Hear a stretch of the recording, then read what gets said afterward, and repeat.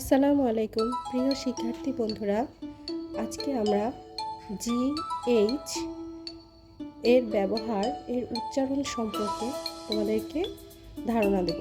চলো তাহলে আমরা শুরু করি।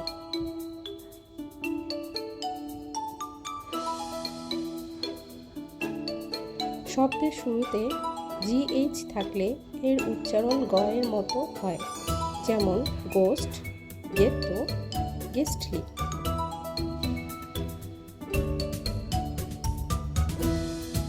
শব্দের মাঝে GH থাকলে এর উচ্চারণ হয় না, যেমন নাইট, ডটার, রাইট।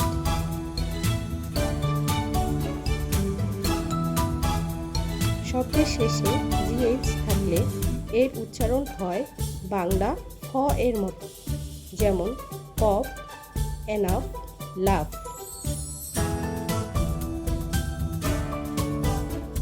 তবে একটি ব্যতিক্রম আছে, যেমন হাই, যার শেষে GH থাকলেও GH এর উচ্চারণ হয় না।